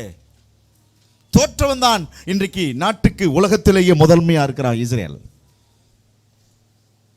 ஆனால் இவங்களை படிச்சுட்டு நாம் தோற்று போவது நம்முடைய சரித்திரம்னா இல்லை, சரித்திர ஏட்டிலிருந்து அதை கிழிச்சிடணும். ஏன்னா தோற்றவனுடைய வரலாறு நான் படிச்சுட்டு இருக்கிறேன். இயேசு கிறிஸ்து தோற்றதை ஜெயிக்கும்படி வந்தவர், எனக்கு ஜெயத்தை கையில் கொடுத்திருக்கிறார்.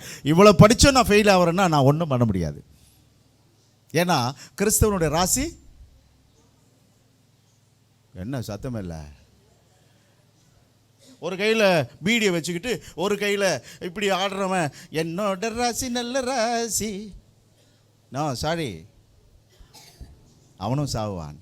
கிறிஸ்தவனுடைய ராசி எல்லாம் வாயில் தான் பேசுகிறடா தாடி மாமா, வாயில் பேசு, வாழ்க்கையில் பேசு. என் ராசி ஏன் தெரியுமா? என்னை தூக்கி விட ஒரு கரம் இருக்கிறது, என்னை காக்க ஒரு கரம் இருக்கிறது, என்னை பலப்படுத்த ஒரு கரம் இருக்கிறது. இந்த உலகத்தில் யாருக்கு கிடைக்காத மிகப்பெரிய ஒரு ஆசீர்வாதம் இயேசு. வாயை திறந்து சொல்லுங்க, இயேசு கிறிஸ்துவை நம்பினா நீங்கள் நல்லா இருப்பீங்க. இயேசு கிறிஸ்துவை நம்பினா நீங்கள் நல்லா இருப்பீங்க. இயேசு கிறிஸ்துவை ஃபாலோ பண்ணால் ரொம்ப ரொம்ப நல்லா இருப்பீங்க. இயேசு கிறிஸ்து பிள்ளை ஆயிட்டீங்கன்னா நீங்கள் இந்த உலகத்தில் யாராலும் சொல்லுங்களா, அட போங்க பாஸ்டர், என்னதான் என் அத்தை ஆசைக்கிறா, மாமி ஆசைக்கிறா, மூத்தார் ஆசைக்கிறா, மாமா சும்மா ஷேக் பண்ணி பார்க்குறாங்க, உன் நம்பிக்கை எப்படி இருக்குதுன்னு, அவ்வளோதான். அதுக்காக கலங்காத. கவனிக்கிறீங்களா இல்லையா? கர்த்தர் நல்லவர். அப்போது கட்டப்படும் பிரேதங்களை புதைக்கிறதும் சாம்பலை கொட்டுகிறதுமான பள்ளத்தாக்கு அனைத்தும் கிதரோன் வாய்க்கால்களுக்கு இப்பாலை கிழக்கே இருக்கிற குதிரை வாசலில் கோடி மட்டும் உண்டான சகல நிலங்களும் கர்த்தருக்கு. அப்புறம் அது என்றென்றைக்கும் பிடுங்கப்படுவதும் இல்லை, இடிக்கப்படுவதும் இல்லை. போயிட்டு வரட்டுமா, பாய். எப்படி முடியுது கதை? இவர் போயிட்டு வந்தவருக்கு தெரியும், கோடி வாசல் தெரியும், குப்பமேட்டு வாசல் தெரியும், எல்லா வாசலும் காட்டியிருப்பாங்க. இஸ்ரேலுக்கு போயிட்டு வந்தால் தெரியும். ஆனால் நான் போகல. ஆனால் இறைவனுடைய பெரிய அருளால் அதை இங்கேயே டிராயிங் போட்டு பார்க்குறேன். எல்லாத்தையும் கற்பனையிலலாம் இல்லை, நமக்கு வரைபடம் பார்க்க தெரியும், மேப் டிராயிங் பண்ண தெரியும், மேப்பை பார்க்க தெரியும் தேவ கிருபையினால். இனி அது பிரேதம் புதைக்கிற தேசம் அல்ல, அது இடிக்கப்பட்டு கிடக்கிற தேசம் இல்லை. ஏன்னு தெரியுமா? மகாராஜா அதிலே ஆட்சி செய்வார், அவரே அதை கட்டுவார். மூன்றாவது, அது வருங்காலத்தை பற்றி பேசுகிறது. என்ன வருங்காலம்? அதுதான் மகாராஜா மெசியா இந்த பூமியில் ஆட்சி செய்வார். அப்போது இஸ்ரேல் தேசம் அனைத்திற்கும் சிங்காரமான தேசமாயிருக்கும். ஹல்லேலூயா. சரி, இப்போ 3 பார்த்துட்டோம் இல்லையா? இப்போ உங்களுடைய டைரி குறிப்புக்காக நான் சொல்றேன். ஃபர்ஸ்ட் சொல்றேன், த ஃபர்ஸ்ட் குறிச்சுக்குங்க. த ஃபர்ஸ்ட், நல்ல நாட்கள் வருகிறது. இஸ்ரேலே, என்ன சத்தமே இல்லையா? இஸ்ரேலே, உனக்கு நல்ல நாட்கள் வருகிறது. சத்தமே இல்லை. ஆமேனா ஊவா? இஸ்ரேலே, உனக்கு நல்ல நாட்கள் வருகிறது. அது என்ன? இங்க பாருங்களேன், உன்னை நான் புத்திரனாக ஏற்றுக்கொள்கிறேன். நம்பர் 1, அதாவது புதிய மீட்பு. The new redemption or redeem, புதிய மீட்பு. அந்த மீட்புக்கு என்ன அர்த்தம் தெரியுமா? நான் உன்னை புத்திரனாக ஏற்றுக்கொள்கிறேன். ஹல்லேலூயா. ஹலோ, எனக்கு ஒரு புது குழந்தை பிறகுது. இந்த குழந்தை யார்? எனக்கு என் பிள்ளை. அப்போ இஸ்ரேலை புதிய மீட்பு என்னவா ஏற்றுக்கிட்டார் அவங்கள? இனி நான் உங்களை இடிக்க மாட்டேன்டா, நீ என்ன ஆயிட்ட? என் புள்ள, அம்மா நான் எப்பிராயிமை அடித்த நாள் முதற்கொண்டு நான் என்ன பண்ணிட்டு இருக்கிறேன்? 31st நைட் அப்பா குணன்னு காட்டினேன், இங்கே தான் காட்டினேன், நினைத்து கொண்டே இருக்கிறேன். ஆனால் இனிமேல் என் புள்ள யாரு? என் புத்திரன், ஏக புத்திரன். முத்தம் கொடுக்கிறார், கட்டி பிடிக்கிறார். ஏய் மாடா தம்பி, எப்படா தொலைஞ்சு போயிட்டேடா, என் மாமா வந்துட்டா, டேய் போய் அடிடா, அடிடா, நாதஸ்வரம் வாசிடா, என் பையன் வந்துட்டான்டா என்று ஒரு பெரிய சந்தோஷம் இளையகுமாரனை பார்த்து. யார் அந்த இளையகுமாரன்? இவங்க தான். அது புத்திரனாக ஏற்றுக்கொண்டார். த செகண்ட் ஒன், இப்போ நியூ ஃபெலோஷிப், புதிய ஐக்கியம். எத்தனாவது வசனத்துல படித்தோம் ரூத் சிஸ்டர்? செகண்ட் ஒன், சத்தமே இல்லை. 31 to 37, புதிய ஐக்கியம். இந்த ஐக்கியம் யாரோடு கூட தெரியுமா? பரிசுத்தவான்களோடு கூட. The third one, புதிய உறவு. என் உறவுக்காரர் யார் தெரியுமா? போவாஸ். யார் தெரியுமா? Is a king. புதிய உறவு. ஹல்லேலூயா. அது அவங்களுக்கு. ஆனால் நமக்கு என்ன தெரியுமா? என் மணவாளன், ஹல்லேலூயா, நான் அவருக்கு மணவாட்டி. ஸோ இப்போ ஒரு 3 தலைப்பு கொடுத்துருக்கிறேன், அதை 6 ஆக்கி கொடுத்துருக்குறேன். இப்போ உங்களுக்கு என்ன ரோசி, மிஸ்ஸஸ் வினோத், ஒன்றும் புரியல, 3 தான் சொன்னீங்க, என்ன 6ன்றீங்க? கவனிங்க, ஹலோ, கவனிங்க கவனிங்க. ஃபஸ்ட்டு சொல்லுங்க பார்ப்போம். தம்பி, சகோதரர்கள் பிரதர்ஸுக்கு மட்டும் சொல்லுங்க. லெஃப்ட் ஹேண்ட் சைடில் புதிய, அதுதான் சபைக்கு என்ன பொருள்? அதுக்கு நம்பர் 1 பிள்ளைகள். ஹல்லேலூயா. அவங்களுக்கு என்னது? புதிய மீட்பு. நமக்கு நம்மை பிள்ளைகளை ஏற்றுக்கொண்டார். அந்த பிள்ளை என்ற உணர்வு வரும்போது நீ ரட்சிக்கப்பட்டவன். த செகண்ட் ஒன், அதுலேயே இப்போ எத்தனை ஆயிடுச்சு? 2 ஆயிடுச்சு. த செகண்ட் ஒன் புதிய ஐக்கியம். இப்போ கடவுள் அவர்கள் நடுவே நான் குடியிருப்பேன். அப்பொழுது, அதான் முதல் வசனத்தில் நம்ம படித்தோம், அப்பொழுது அக்காலத்தில் நான் இஸ்ரேல் வம்சங்களுக்கெல்லாம் தேவனா இருப்பேன், அவர்கள், அதுதான் நான் வந்துட்டேன். இப்போ நியூ ஃபெல்லோஷிப் அவர்களுக்கு. ஆனால் இப்போ நம்முடைய ஃபெல்லோஷிப் யாரோட கூட? பரிசுத்தவான்களோடு, சபைக்கு. ஓகே, உங்களுக்கு புரியுதுன்னு நினைக்கிறேன். அண்டர்ஸ்டாண்ட்? ஸ்டுட்டா? Hallelujah. Okay, the third one, அவர்களுக்கு புதிய உறவு வருது. என்ன உறவு தெரியுமா? எங்கள் அப்பா மெஸ்ஸியா வந்துட்டாரு, என் மவனை இனிமேல் இடிக்கவே முடியாது, எங்கள் ஊரில் இனிமேல் சாவே வராது, எந்த புல்டோசர் வராது, ட்ரோன் எல்லாம் வராது, இனிமேல் இடிக்க மாட்டார்கள், ஏன்னா எங்கள் அப்பா ஆட்சி செய்கிறார். ஹல்லேலூயா. இப்போ நமக்கு என்ன தெரியுமா? நமக்கு எனது மணவாளன். ஹல்லேலூயா. அதனால் என் மகாராஜா இப்பொழுது அவர் எனக்காக புதிய எருசலேமை உருவாக்கி வைத்திருக்கிறார். ஹல்லேலூயா. ஆயிரம் அரசாட்சி. புரியுதா இல்லையா? என்ன ராமச்சந்திரா, ஒரு புட்டி, ஒரு கட்டி, எல்லாரும் வாங்க.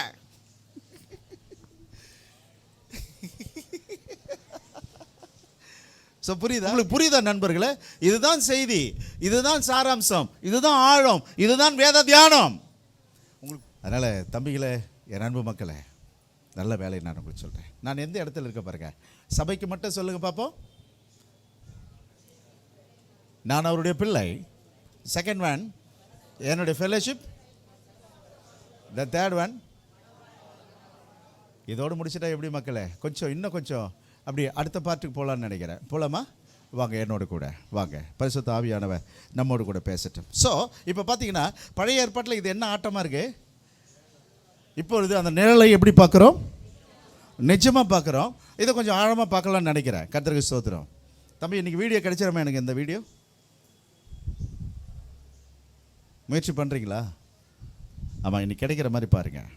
2 கொரிந்தியர் 5ஆம் அதிகாரம், 2 கொரிந்தியரை விட 26ஆம் அதிகாரம், த ஃபஸ்ட்டு. இங்கே பாருங்களேன். அதனால தான் நான் சொல்லுவேன், இங்கே பாருங்கள். பழைய ஏற்பாடு உடன்படிக்கை ஆதாமின் உடன்படிக்கை விட, நோவாவின் உடன்படிக்கை விட, ஆபிரகாமின் உடன்படிக்கை விட, மோசையின் உடன்படிக்கை விட, தாவீதின் உடன்படிக்கை விட நமக்கு பண்ணின உடன்படிக்கை மேன்மையானது. ஹலோ, பழைய ஏற்பாடு வாக்கு தத்தத்தை அவர்கள் பெற்று சந்தோஷமாக இல்லை, அவர்கள் போய் அடிமையாயிட்டாங்க.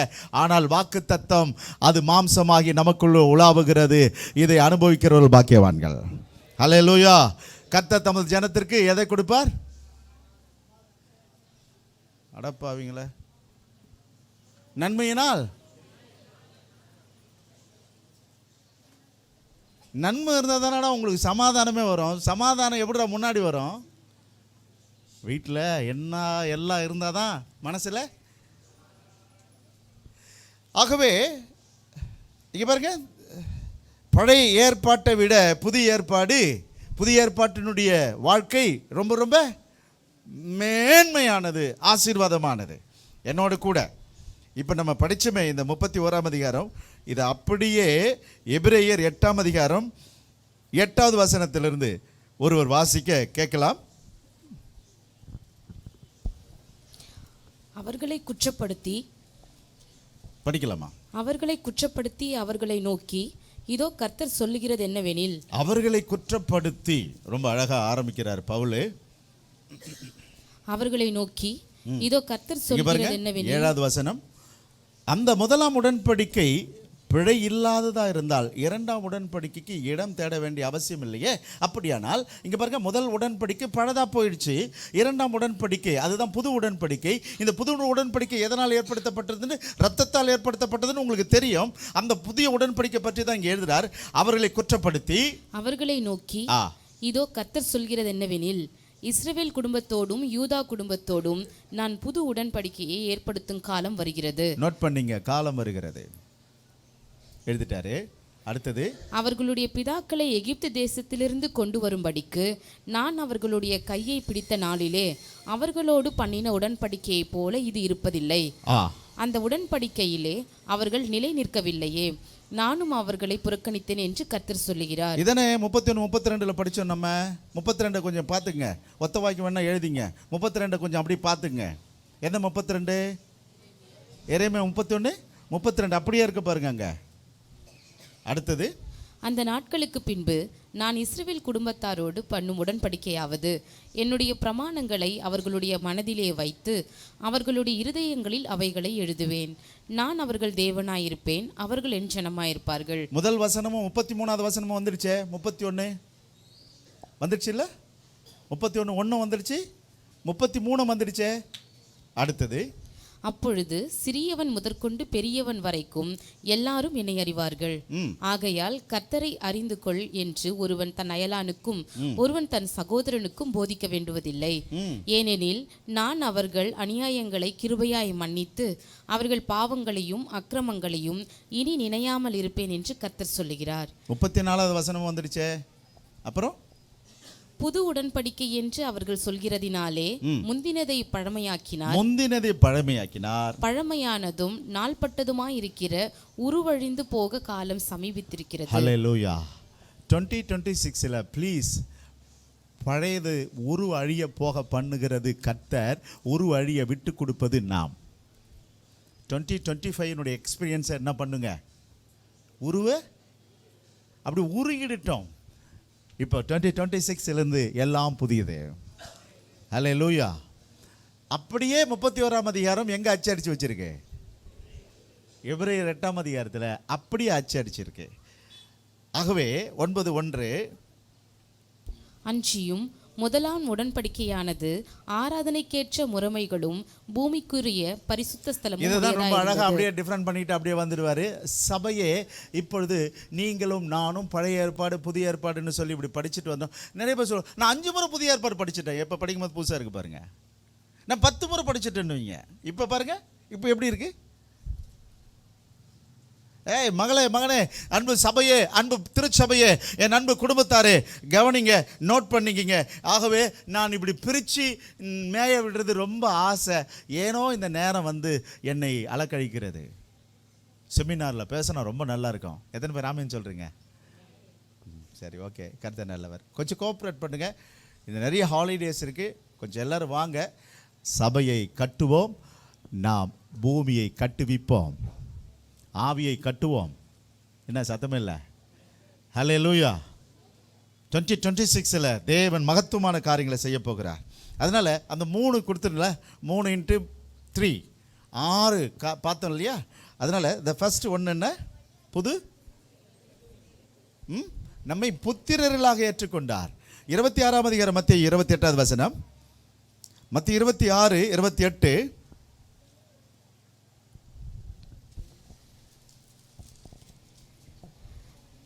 இது பாவ மன்னிப்பு. நல்ல படிக்குமா, நல்ல சத்தம் உயர்த்து படிக்குமா. இது பாவ மன்னிப்பு உண்டாகும்படி அநேகருக்காக சிந்தப்படுகிற புது உடன்படிக்கைக்குரிய என்னுடைய ரத்தமா இருக்கிறது. புது உடன்படிக்கைக்குரிய ரத்தமா இருக்கிறது. திரும்ப ஒரு முறை சத்தமாக, இது பாவ மன்னிப்பு உண்டாகும்படி, பாவ மன்னிப்பு உண்டாகும்படி செய்யப்பட்ட புதிய உடன்படிக்கை. இயேசு கிறிஸ்து நமக்கு செய்த உடன்படிக்கை பாவ மன்னிப்பு. அல்லேலூயா. ஆக 2025 ஒருவேளை சின்னதுக்கு அடிமையாக இருந்திருக்கலாம். புதிய உடன்படிக்கை இயேசு கிறிஸ்து பாவியாகிய என்னோடு பண்ணியிருக்கிறார், உங்களோடு கூட பண்ணியிருக்கார். ஏன் அதற்கு அந்த உடன்படிக்கை நாம் ஆசீர்வாதமாக இருக்கும்படிக்கே. இந்த புதிய உடன்படிக்கை இரத்தத்தினால் செய்யப்பட்டது. ஆகவே என் அன்பு மகளே, இப்பொழுது 2 கொரிந்தியர் 5:3, கொஞ்சம் வாசிப்போம். 2 கொரிந்தியர் 5:3 வேகமாக ஒருவர். சங்கீதம் 43:8 தரித்து கொண்டவர்களானால் நிர்வாணிகளாய் காணப்பட மாட்டோம். ஆமா, நம்முடைய இங்க பாருங்களேன், நம்முடைய அக்கிரமங்களை எல்லாம் அவர் எடுத்து போட்டு நம்மை அவருடைய தோளாடியினால் தரிப்பித்தார். அதுக்காக தான் ரத்தம் சிந்தினார். தரித்து கொண்டவர்களானால் நாம் இனி நிர்வாணிகளாய் காணப்பட மாட்டோம். அப்புறம் இந்த கூடாரத்தில் இருக்கிற நாம் பாரம் சுமந்து தவிக்கிறோம். ஓகே, என்னோடு கூட சங்கீதம் 43:8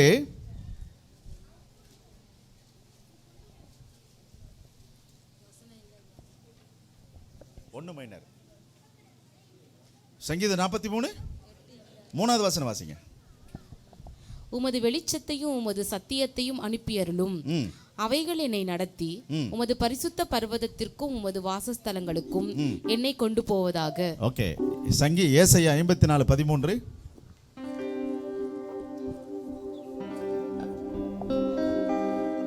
உன் பிள்ளைகள் எல்லாரும் கர்த்தரால் போதிக்கப்பட்டிருப்பார்கள். உன் பிள்ளைகளுடைய சமாதானம் பெரிதா இருக்கும். ஆகவே என் அன்பு மகளே, மகனே, இப்பொழுது தேவன் 2 கொரிந்தியர் 5:17 படிங்களா. இப்படி இருக்க ஒருவன் கிறிஸ்துவுக்குள் இருந்தால் புது சிருஷ்டியா இருக்கிறான்.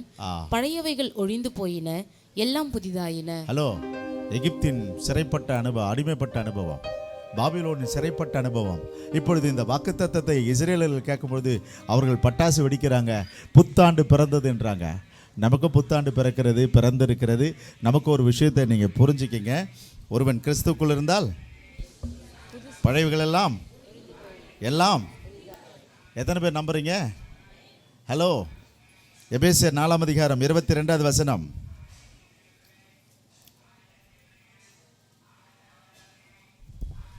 அந்தபடி முந்தின நடக்கைக்குரிய மோசம் போக்கும் இச்சைகளாலே, எகிப்தின் அனுபவம், பாபிலோனின் அனுபவம், இச்சைக்குரிய மோசம் போக்கும் இச்சைகளாலே கெட்டு போகிற பழைய மனுஷனை நீங்கள் களைந்து போட்டு உங்கள் உள்ளத்திலே புதிதான ஆவியுள்ளவர்களாகி மெய்யான நீதியிலும் பரிசுத்தத்திலும் தேவனுடைய சாயலாக சிருஷ்டிக்கப்பட்ட தேவனுடைய சாயலா இருக்கிற புதிய மனுஷனை தரித்துக் கொள்ளுங்கள். தேவனுடைய சாயலா சிருஷ்டிக்கப்பட்டிருக்கிற புதிய. அப்போ சபைக்கு என்ன சாயல்? சொல்லுங்க. 1 மைனர் கொடுங்க. 1 மைனர் கொடுங்க. கொலோசியர் 3:9 வசனம். கொலோசியர் ஒருவருக்கொருவர் பொய் சொல்லாதிருங்கள். கொலோசியர் 3:9 படிக்கிறாங்க, கவனிங்க. ஒருவருக்கொருவர் பொய் சொல்லாதிருங்கள், பழைய மனுஷனையும் அவன் செய்கைகளையும் களைந்து போட்டு தன்னை சிருஷ்டித்தவருடைய சாயலுக்கு ஒப்பாய் பூரண அறிவடையும்படி புதிதாக்கப்பட்ட புதிய மனுஷனை தரித்துக் கொண்டிருக்கிறீர்களே. கலாத்தியர் 3:26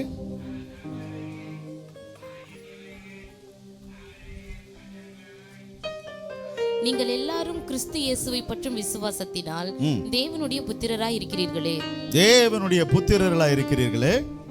ஏனெனில் உங்களில் கிறிஸ்துவுக்குள்ளாக ஞானஸ்நானம் பெற்றவர்கள் எத்தனை பேரோ அத்தனை பேரும் கிறிஸ்துவை தரித்துக் கொண்டீர்களே. Praise the Lord. இப்போ என்னோடு கூட எபேசியர் 2:5 வசனம். அக்கிரமங்களில் மரித்தவர்களாய் இருந்த நம்மை கிறிஸ்துவுடனே கூட உயிர்ப்பித்தார். 7வது வசனம். கிறிஸ்து இயேசுவுக்குள் நம்மை அவரோடு கூட எழுப்பி உன்னதங்களிலே அவரோடு கூட உட்காரவும் செய்தார். கிருபையினாலே விசுவாசத்தை கொண்டு ரட்சிக்கப்பட்டீர்கள். அப்புறம் இது உங்களால் உண்டானதல்ல, இது தேவனுடைய ஈவு. Praise the Lord. 19வது வசனம்.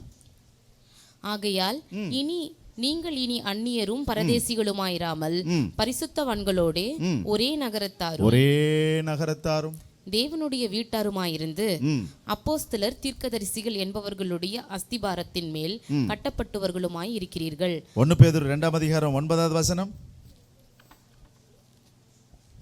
நீங்களோ உங்களை அந்தகாரத்தினின்று தம்முடைய ஆச்சரியமான ஒளியினிடத்திற்கு வரவழைத்தவருடைய புண்ணியங்களை அறிவிக்கும்படிக்கு தெரிந்து கொள்ளப்பட்ட சந்ததியாயும் ராஜரீகமான ஆசாரிய கூட்டமாயும் பரிசுத்த ஜாதியாயும் அவருக்கு சொந்த ஜனமாயும் இருக்கிறீர்கள்.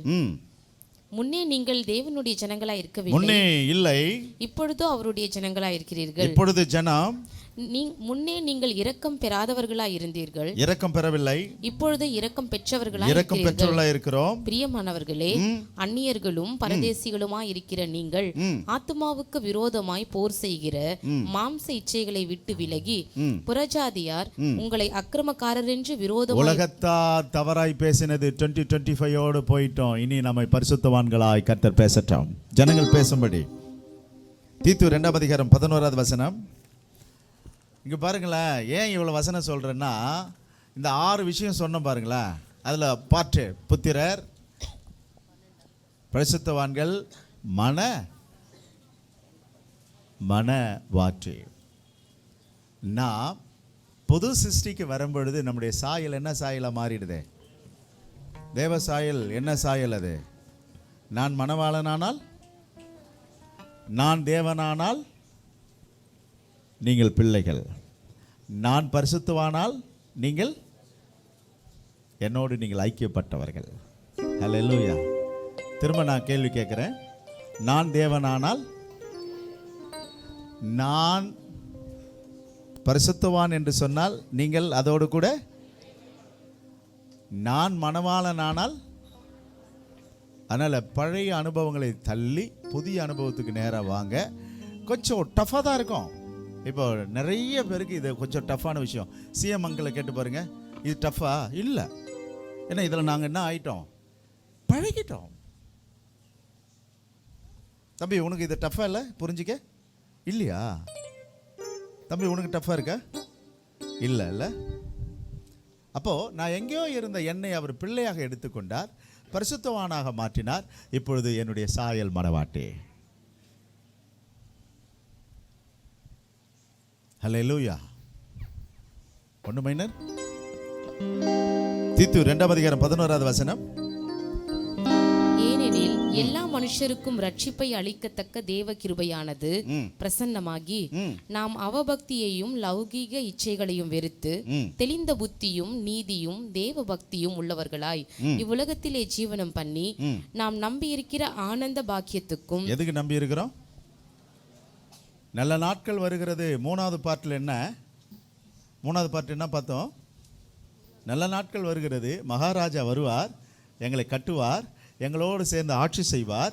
இனி இந்த நகரம் இடிக்கப்படுவதில்லை, இனி பிரேதம் புதைக்கப்படுகிற தேசமாகவும் இது இல்லை, ஆசீர்வாதமாக இருப்போம். ஹலோ, இனி எங்களுடைய தேசத்தில் வேதனை துக்கம் இல்லை என்று சொன்னாலும் நான் நம்ப மாட்டேன். ஏன்னு கேட்டிங்கன்னா, பழைய ஏற்பாட்டில் அந்த 14வது வசனம் நம்ம படித்தோம். 31:14, நான் அளிக்கும் நன்மையினால் என் ஜனங்கள். அந்த நன்மை என்ன தெரியுமா? குட்னஸ். எத்தனை பேருக்கு புரியுது? சொல்கிறவங்களுக்கு நான் 500 ரூபா ப்ரைஸ் தரேன். இப்போ அந்த குட்னஸ் சொல்கிறவங்களுக்கு நீங்கள் யார் வேணாலும் சொல்லலாம், சாய்ஸ் கொடுத்துறேன். இவ்வளோ மெசேஜ் கேட்டுட்டு அந்த குட்னஸ் வந்து ஒன்றில் இருக்குது. தம்பி உனக்கு தெரியுமா? யார் சொல்கிறாலும் 500 ரூபா உங்களுக்கு கிஃப்ட்டு. கையில் பணம் இல்லை, ஜிபே பண்ணுறேன் உங்களுக்கு. ஆன்லைனில் நீங்கள் கூட சொல்லலாம். டைப் பண்ணுங்க. ஆப்ஷன் கொடுக்க முடியாது என்னால், தெரியல, நானே எடுத்துக்கிறேன். அவர்தான் என் நாயகன் இயேசு கிறிஸ்து. ஹல்லேலூயா. என்ன சத்தமே இல்லை? நான் அளிக்கும் நன்மை இயேசு கிறிஸ்துவினால் நான் திருப்தியாக இருக்கிறேன். எத்தனை பேர் சொல்கிறேன்? எத்தனை பேர் ஆமென் சொல்கிறீங்க? அவர் தான் பணம், அவர் தான் சொத்து, அவர் தான் என் கெத்து, அவர் தான் என் ராஜா, அவர் தான் என் வீடு வாசல், எல்லாம் அவரே. எத்தனை பேர் சொல்றீங்க? ஆனால் நம்ம 1 மைனர் கொடுத்துட்டு பாடுவோம். என்ன பாடுவோம்? நீரே எல்லாம், நீரே எல்லாம், நீரே எல்லாம் இயேசுவே.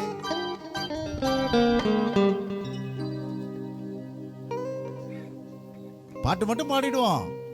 ஆனால் பிரியும் போது நன்மை 1 2 3 இல்லை, நன்மை இயேசுதாங்க.